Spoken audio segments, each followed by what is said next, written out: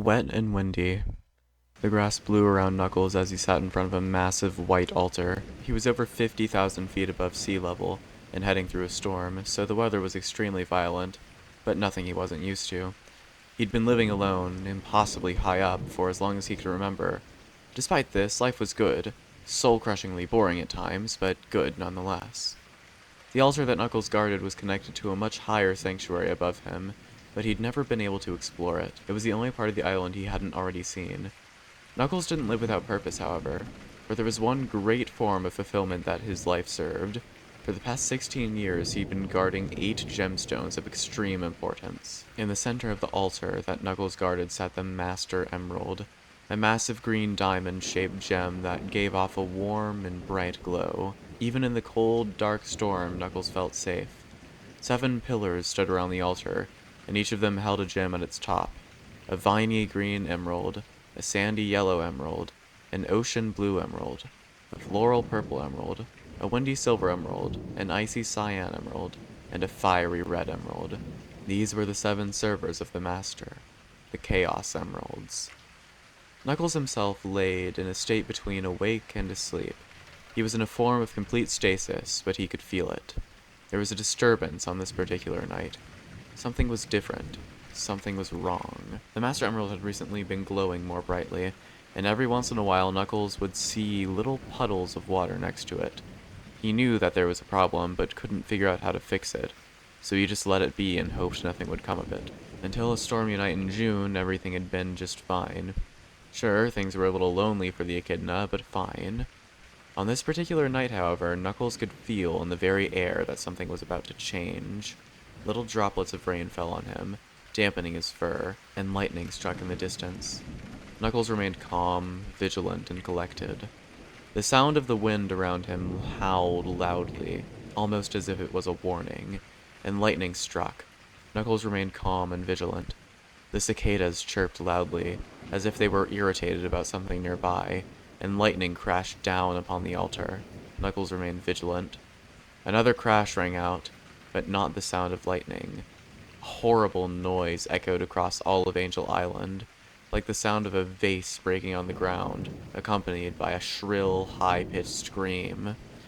Knuckles' eyes shot open. His purple irises were filled with the resolve to fulfill his duty, and his glare burned on like a dark fire. In the blink of an eye, he was on his feet and turned behind him. Knuckles' skin then turned pale as his pupils shrunk. The glow of the artifact he had sworn to protect was gone. The darkness of the night hit his skin as the weight of his failure began to sink in. He'd sat in this spot for years of his life, doing everything in his power to keep this one small gemstone intact. What had gone wrong? Had the rain and thunder covered the footsteps of the assailant? Had he just not been paying enough attention? Could he have stopped this if he had just trained with his chaos energy more? None of that mattered now. The Master Emerald, the gemstone that Knuckles had sworn on his life to protect, had been shattered, and all that stood in its place was its murderer.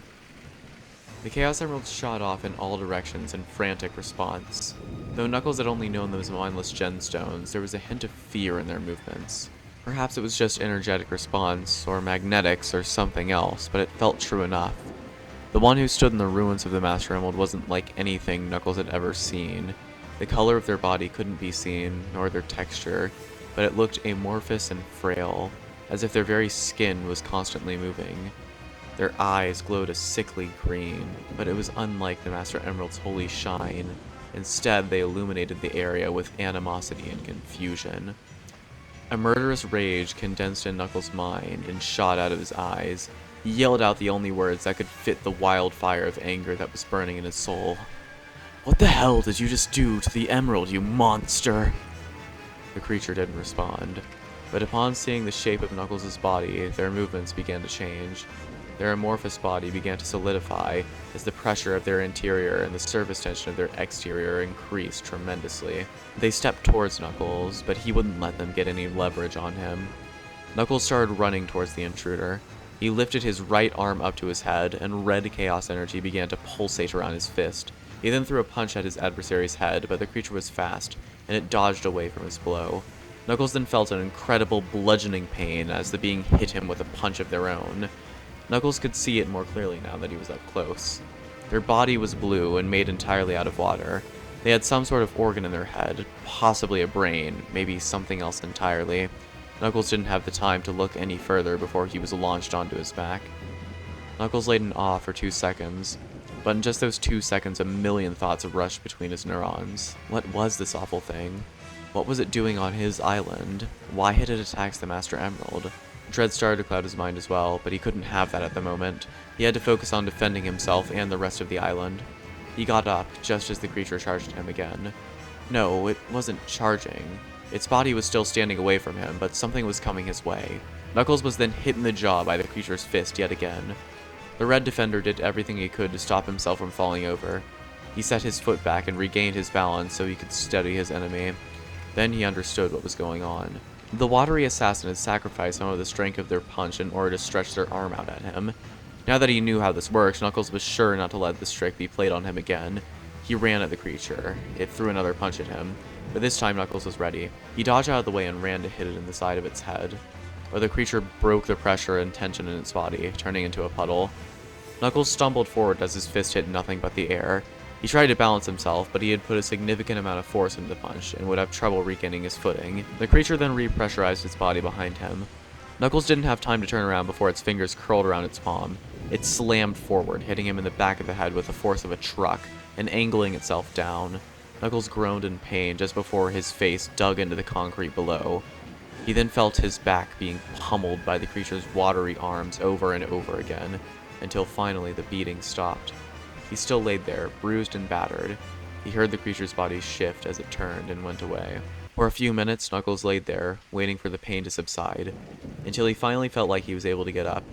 He looked around. The altar had no more glow, and all that remained to accompany him was the rain and thunder. Knuckles then yelled at the sky, "Gods! What kind of test was this? Have I failed the simplest of tasks? Master of Chaos, tell me my mistakes!" Knuckles' voice shook as he spoke, like the wrong words would mean his doom. At first, his yells were met with nothing, but a response came to him soon enough. The ground below him started to shake, as the entire island was assaulted by an earthquake. Then, with nothing left to keep it afloat, the island fell from the sky. Knuckles had no words left. He wondered if this was a punishment bestowed upon him by the gods for failing their test. All he could do was pray that he'd be given a second chance, and as he wished upon the emerald that he had seen destroyed, his world went black.